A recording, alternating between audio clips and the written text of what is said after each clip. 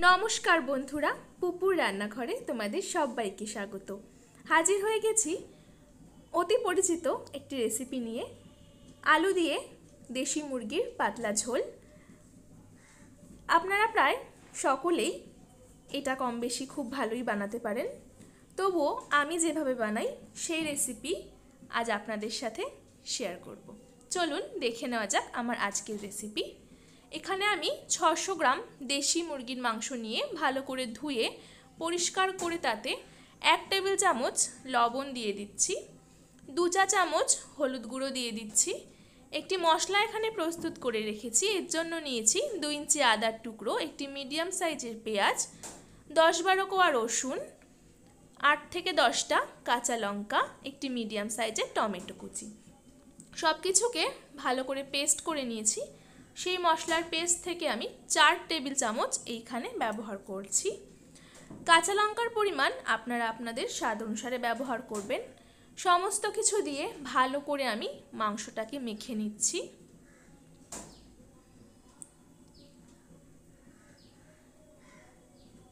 সমস্ত কিছু দিয়ে ভালো করে আমার মাংসটা মাখা হয়ে গেছে।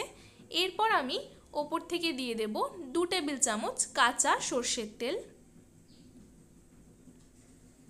আবারও সব কিছুকে ভালো করে মেখে নেব।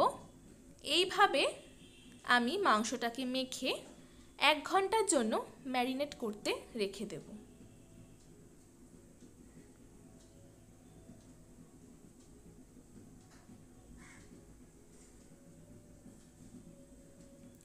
এদিকে আমি 2টো বড় সাইজের আলু কেটে লবণ ও হলুদ মাখিয়ে রেখেছি। কড়াইতে সর্ষের তেল দিয়ে দিয়েছি 4 টেবিল চামচ। এতে আমি আলুগুলো ভেজে নেব। মিডিয়াম ফ্লেমে আমি ঢাকা দিয়ে আলুগুলো ভালো করে ভেজে নেব।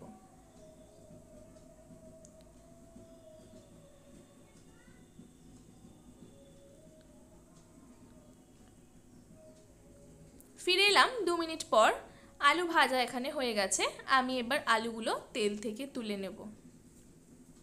এইভাবে লাল করে আলু ভেজে নিতে হবে। ওই তেলেই ফোড়ন দিচ্ছি একটি তেজপাতা, 3টি ফাটিয়ে নেওয়া এলাচ, 3 টুকরো দারচিনি। ফোড়নটা সামান্য একটু নাড়াচাড়া করে তাতে আমি পেঁয়াজ কুচি দিয়ে দিচ্ছি। 2 টেবিল চামচ পেঁয়াজ কুচি আমি এখানে ব্যবহার করছি।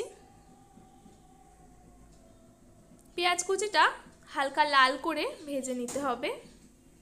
তারপর যে মশলার মিশ্রণ প্রস্তুত করেছিলাম সেটা আমি দিয়ে দিচ্ছি। তারপর দিচ্ছি 1/2 টেবিল চামচ লবণ, 1 টেবিল চামচ হলুদ গুঁড়ো, 1/2 টেবিল চামচ জিরে গুঁড়ো, আর দিচ্ছি 1/2 টেবিল চামচের থেকে একটু বেশি পরিমাণে ধনে গুঁড়ো, আর দেব 1/2 টেবিল চামচ কাশ্মীরি লঙ্কার গুঁড়ো। এটা অপশনাল, আপনারা না চাইলে নাও ব্যবহার করতে পারেন। সমস্ত কিছু দিয়ে ভালো করে নাড়াচাড়া করে মশলাটাকে কষিয়ে নেব। গ্যাসের ফ্লেমটা মিডিয়ামে করে মশলাটা আমি এখানে কষিয়ে নিচ্ছি। মিনিট 2 সময় ধরে মশলাটা ভালো করে কষিয়ে নিতে হবে।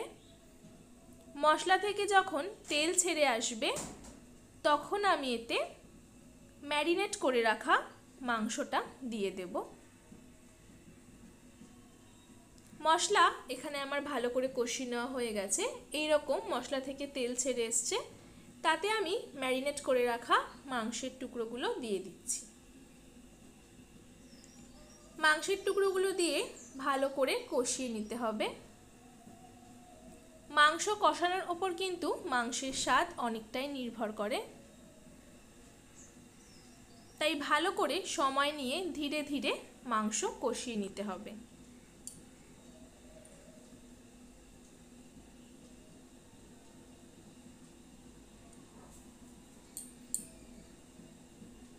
গ্যাসের ফ্লেমটি লো টু মিডিয়ামে রেখে ভালো করে এখানে আমি মাংস কষিয়ে নিচ্ছি। মিনিট 4-5 সময় ধরে মাংসটা আমি এখানে কষিয়ে নেব। দেখতেই পাচ্ছেন মাংস এখানে কষা একেবারে হয়ে গেছে। এরপর আমি একটি প্রেসারে মাংসটা তুলে নেব। তারপর আমি এতে দিয়ে দেব গরম জল। অবশ্যই কিন্তু গরম জলের ব্যবহার করতে হবে। দিয়ে দিচ্ছি ভেজে রাখা আলুর টুকরোগুলো। সমস্ত কিছু দিয়ে প্রেসারের ঢাকনা বন্ধ করে আমি এখানে 6টা সিটি দিয়ে নেব।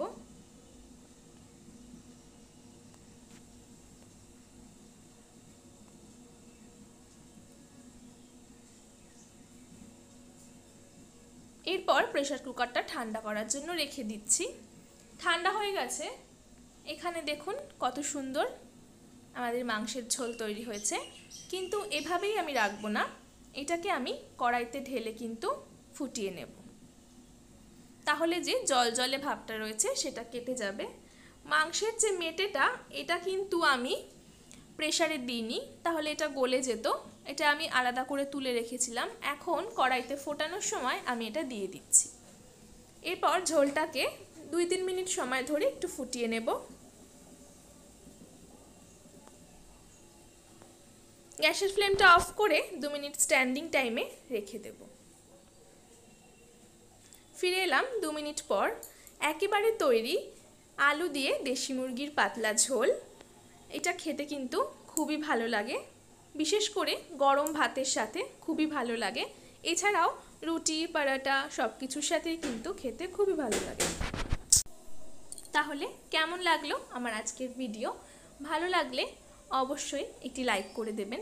চ্যানেলটি সাবস্ক্রাইব করে পাশে থাকার অনুরোধ রইল। ফিরে আসবো আবারও নতুন কোনো রেসিপি নিয়ে।